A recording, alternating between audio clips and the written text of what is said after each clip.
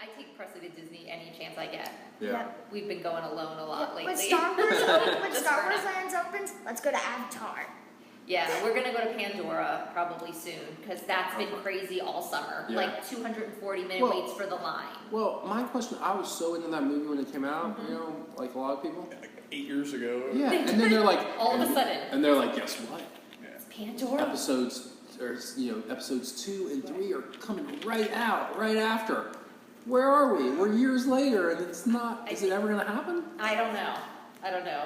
They really, I think they lost something on that. I actually took her to see the, what was the show that we went to? It was...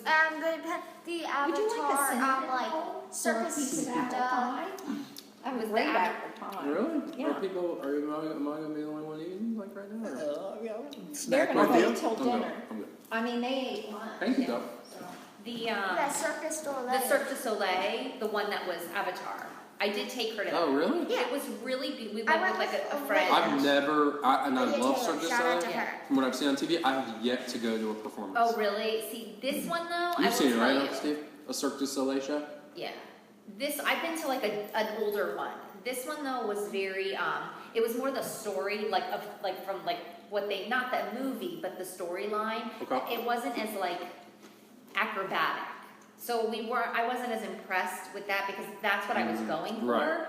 So it was a little like, but we went with a friend, so Okay. it was cool. Yep, she even has her own blog, that friend we went with. Yes, she did. Really? Specifically about Cirque du Soleil? No. I'll pass on any circus delay that comes up. You never Pass. went. You're not, you don't like it? I don't know. I went to this one. It was like the worst time ever. That's because you make it that. There was like everything there was just We went not on New going Year's Eve with a couple, well. with friends. This was years ago, before we ever had her. And was it because you had like such expectations because it was a big night? No, I didn't want to go He anyways. didn't want to go, but he planned to go. See, Rick does these things sometimes. And then we go, and then he's like, oh, I don't want to be here, and he gets an attitude. Well, then we go in, and because it was a New Year's Eve, everybody gets a glass of champagne. Okay, I don't even drink, so whatever. Well, they like carded him. I didn't even want to drink either. I didn't even want it. They They carded were like, him, and he got all like bent out of shape over getting carded. I'm like, who cares? Then I knocked So a then bunch he of was- drinks over just because I was stupid, and I was like, and then I left it there because I didn't want it anyways. It was like they were like telling everyone to grab one. They're like, "Sir, can I have somebody?" I'm like, "Are you kidding me?" And I'm like, "Oh my god," just from then on, it's just. I don't know. This was like a snooze fest. I might have slept through it at that point. Just out of what is that word? Not spite, but out of just stubbornness. I said I won't even watch this thing. And, Oh yeah. Yeah. He just So acts like a baby. Yeah. He's a child. So yeah. He acts like stubborn. a petulant baby. Oh, There's the best meme in the world going on right now. They say this year 10,000 men will die out of stubbornness, and then it's Shows a picture of you. it's spray painted underneath. It says "No, we won't" or something like that. It was because they weren't getting this like Being stubborn, yeah. a medical check or whatever. That was some Cirque du Soleil talk, or should I say Cirque du Soleil talk with cousins. They'll be back. Next up, we got Uber driver discussing Uber passenger ratings, amongst other stuff.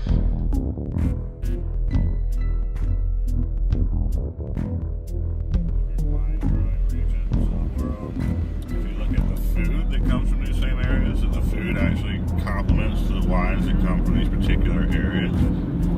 And so, like for instance, nice, like along the coast, you'll get these really nice, light, delicate white wines. They'll go really well with the seafood that comes, the fish that comes right out of the water there. If you go into some places like Bordeaux, where you have all these big, heavy red wines, they eat nothing but meat, So, and there's also complement the wine. So it's kind of interesting that it seems to be a natural fit. That person's rated way too low. I'm not picking them up at 12:30. Well, how low are they rated? 267. That's not terrible. That's borderline. 467, you mean? Yeah, 4 points. What was I? Do you remember? You were like 4.2, I think. Shut up. I'm just kidding. What was I? I don't remember. You didn't get flags. You can't figure it out from here, you can? Yeah. Oh, sweet. 4.89, that's good. Alright. Yeah, that's still shitty that I got That's some about what buttons. I am as a rider. Really? Okay. I guess you're never gonna get perfect. Well, Someone's it's better than being 5 is kind of a shady. bad thing because that means you're probably brand new. Okay. You could be really awful. Okay, good call. So 4.89 is good. That means you've been using it, but you're not horrible. Back with my cousins for a little snake talk. In Fort Pierce at my parents' house, and my dad has a hoop house with that he keeps a bunch of plants under with this heavy shade cloth, and he offered to give it to us. So the shade cloth is very long, it's probably 40 feet by 20 foot or something. And what's shade cloth do? It keeps from the sun from beating down on the plants. It's just the hoop houses are kind of like a U-shaped. It's like a garage almost, like it's just rounded, but then it's cloth. So you could they put all the plants in it so they don't get burned. It's not like a greenhouse, but it's just a protective. Yes. And it he had extra cloth outside in the shed, or near a shed area. So it took 2 people to lift it up because it was all folded. We put it on the golf cart and drove it to the back of her SUV. My new car. Her new car, and I was thinking, I wonder if there's anything in this, hiding in it, and my dad assured me, he's like, oh, there's nothing in there, maybe a frog or lizard, but definitely no snake. So we were like, all right, so they put it in, and you almost have to bear hug the shade cloth to get a hold of it because it's so large. And so then we're driving on the turnpike, probably going 80 south, and what happened? Presley says, oh my God, there's a snake in the car. No, first I kind of felt it like something, and I was like, oh, that feels like the breeze. And then the second time I turned around, I was like, oh my God, it's on my head. So the snake probably came out and started looking around and touched her and then moved away. And then, so Tara's freaking out. I almost jumped through the windshield. And they want me to pull over. You were driving. No, if I was driving, we would have crashed. No, I'm driving, and I'm like, relax, we can't just pull over, And I'm like, pull over. I'm like, the rest stop, or the exit for Jupiter is coming up in just a moment. We'll hop off. I go, Presley, what color was the snake? It was like black. I was like, all right, so it's not like a multicolored snake or something we have to worry about. So we went ahead. I mean, were you so certain, like you're a snake expert, you know all this? Well, I figured that Florida snake, black racer, something like that. So at least it was black. So like red, black, and yellow or something. Yeah, like that. so we went ahead and pulled off at the Jupiter exit at the turnpike spot. They have a little part there where you could park. And I backed in, Take the time to back in. I'm like already. I take the time to back in because I'm thinking it's in the back of the seat of the SUV, and I want to kind of get it out. So, and we had a dog in the car, so he didn't even notice any, snake in there. So I go ahead and back us in. They all hop out of the car as fast as possible, and I opened up the back, and I couldn't really see the snake, so I took all the cloth out, but then it turned out he was under in the wheel well, or where the spare tire is, so I kind of, made it to where the only way he could go would be out of the car, so he went out and went right out, and now is living right into the grass, and he's probably what, 3 feet? Yeah, a 3-foot snake, but now he's living at the turnpike Jupiter exit in Florida, Palm Beach, Florida. Terrible. Yeah. So, but yeah, there was a snake in the shade cloth. So. And it was on my head. Yeah, it was touching your head, but a snake in the car. But yeah, the snake lived. No snakes were harmed. Concert, sneaking in talk with some friends coming up, and ID talk. Well, I've snuck into shows before. Went through security, didn't have a ticket, and just... What show, where, This when? was Alpharetta again.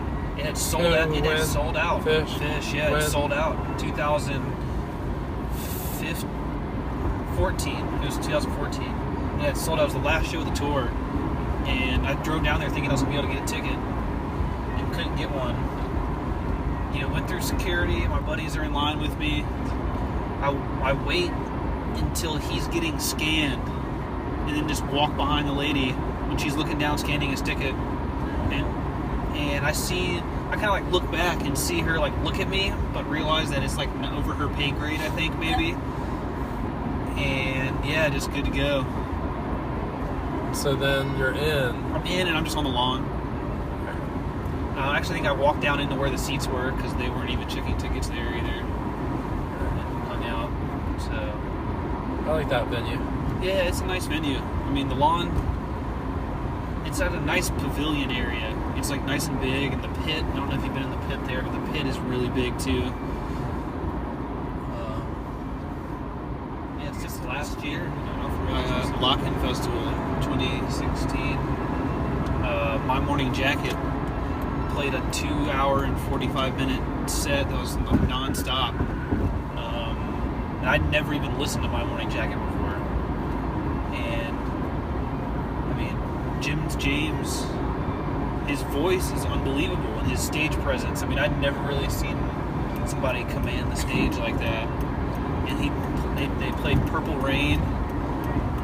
That was pretty amazing. I mean, the whole show was just like psychedelic from beginning to end. And I was just so blown. All I could do was stand there with my mouth open and just take it all in, kind of. Did he wear a cape? He did, yeah. He wore that cape with like the colors on the back of it. And then he would put that towel over his hair to keep his, like a moist towel, I think, to like keep his hair from like getting too frizzy. Wear those sunglasses the whole show. Yeah, they're unbelievable. I think like keeping like psychedelic rock alive. I mean, they remind me a lot of Pink Floyd, a little like a little bit. Maybe some of the songs are a little poppier, maybe, but his voice is amazing. Yeah, I could see that too. He's great. He's a great person too. From the interviews when I see him. Yeah. I don't know if you've seen him interviewed, but I haven't. I know that he's really good to like the fans and like will pose with pictures with them. And he actually saw that he was like in a bar and like sang karaoke recently. oh yeah. When he was in, I think it was Columbus, Ohio. They just had some kind of like get together for like the fans. It was like a fan show, where if you were a part of their like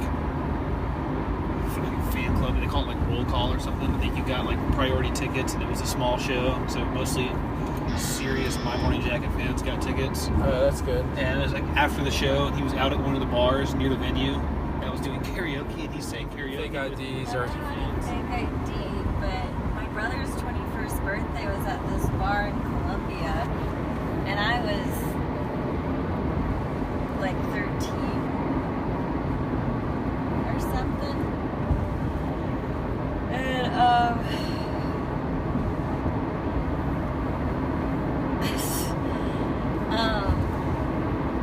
they didn't allow anybody under 21 in there, but like my parents were with me and stuff, so they let me. And maybe I was a little older than 13, maybe I was like 14, 15. So you were in this bar when you're like 14 years old. And it's just with all my brother's friends and my parents and I, because he didn't know we were coming to surprise him, and everybody got this birthday shot, and one of my brother's best friends, she's like a sister to me, she gave me a shot. And my parents were there, but I think she like hid me from my parents and everybody else. But I don't know. I mean, that's so long ago. That's pretty good. I like that one. I had a fake ID. How'd that happen?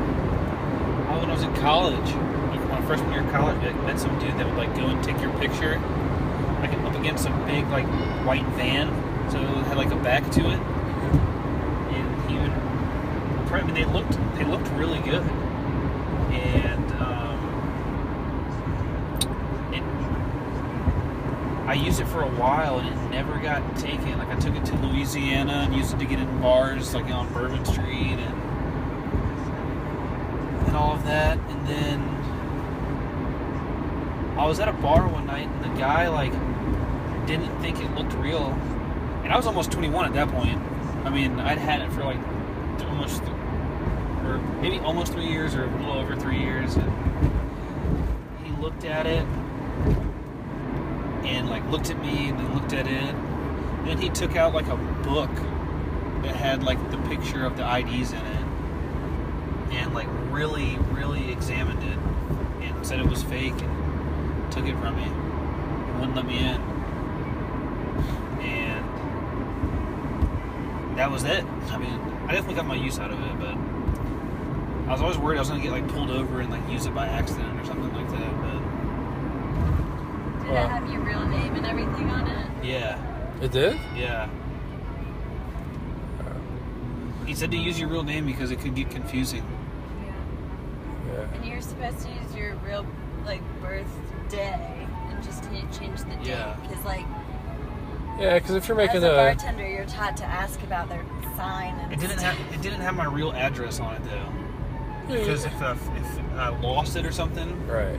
I mean, if you're making a federal crime anyway, you might as well just use all your real stuff. Go the whole way.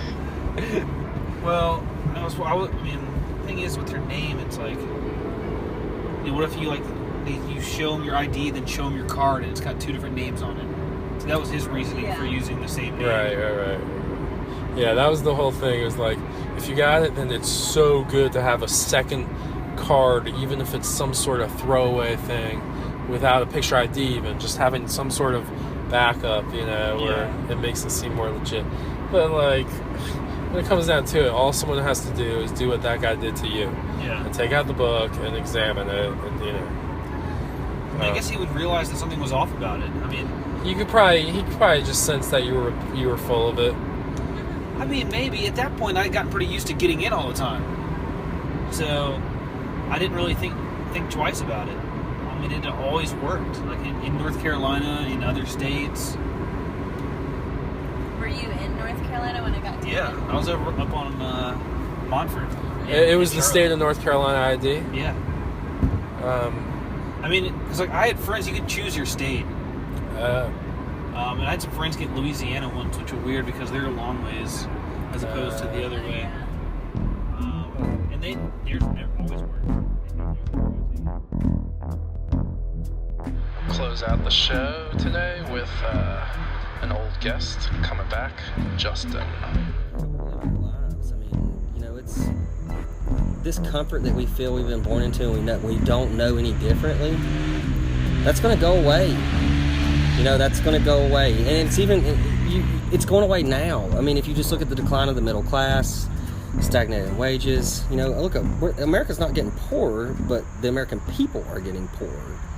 There's just a very small group taking that on. So at this point, I really, really wish there was some magical way to make reading addictive, to get people to realize that there's such a huge world. Because, I grew up isolated here in these mountains. I did. We weren't rich. But, we were poor, really. I was born in a farmhouse that my grandfather's farm hands stayed in seasonally. It's where I was born, lived the first 7 years of my life. And,